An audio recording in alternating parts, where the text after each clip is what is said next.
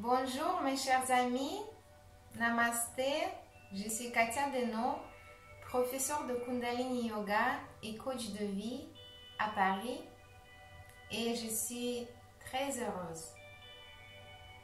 Je suis très heureuse de vous voir sur ma chaîne YouTube. Merci pour tout, merci pour vos likes, pour les souscriptions à ma chaîne, d'avoir partagé avec vos amis, pour votre soutien, pour vos commentaires. Et aujourd'hui, je voudrais vous parler d'un sujet très important, c'est le bonheur. Le bonheur, c'est la quête perpétuelle de chaque personne sur cette terre. Et parfois, ça prend beaucoup de temps. Il existe à peu près 2 stratégies connues qu'on peut utiliser dans la quête du bonheur. La première, c'est la plus connue. La première est dictée par notre mental qui se trouve dans le futur ou parfois même dans le passé. On pense qu'on sera heureux lorsqu'on aura telle ou telle chose, lorsqu'on aura un tel somme d'argent, un tel objet, même une personne, lorsqu'on aura une telle personne à côté de nous qui va nous rendre heureux, enfin le bonheur va arriver. Mais en réalité, souvent, c'est pas ce qui se passe. Souvent, on peut être déçu par les choses, par les circonstances. Aussi, il y a la nature changeante de ce monde-là qui fait qu'on ne peut pas retenir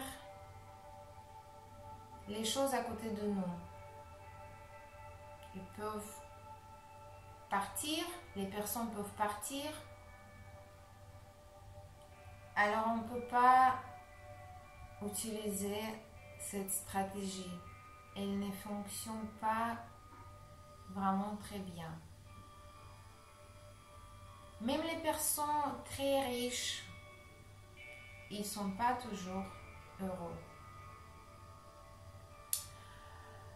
Et quelle est la deuxième stratégie alors? La deuxième consiste que le bonheur est toujours ici et maintenant. Le bonheur est là, il est déjà là. Et comment on peut y accéder? Pour y accéder, il faut cultiver le mental satisfait. Et qu'est-ce que c'est le mental satisfait? Comment atteindre cet état? Tout d'abord, c'est le mental calme. Le mental calme,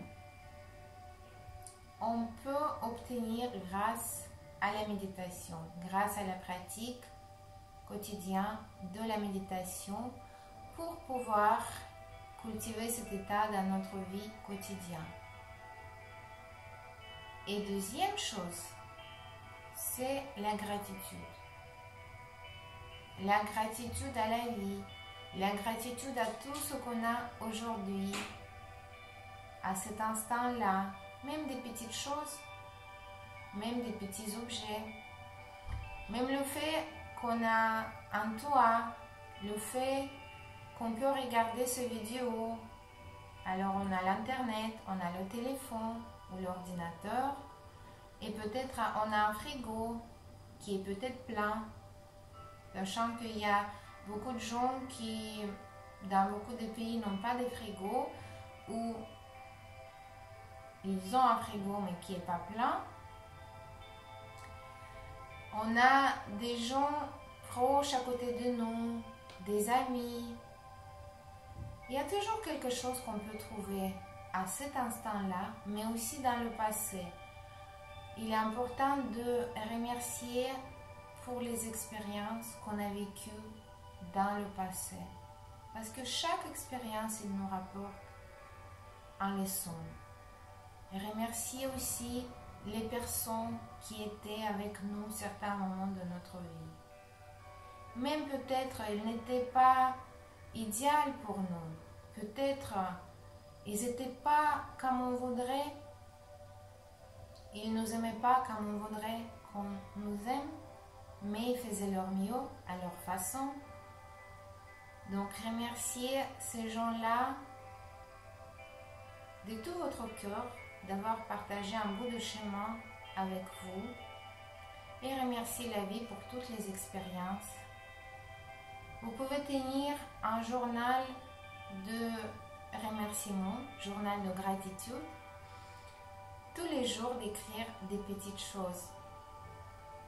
Parce que le virus de notre époque, c'est le mental insatisfait.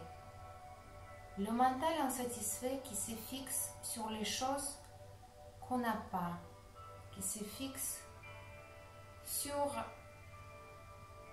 ce qu'on souhaite avoir et ce qu'on n'a pas aujourd'hui. Alors si on arrive à changer et cultiver cet état de satisfaction qui en yoga s'appelle Santosha, état satisfait de mental,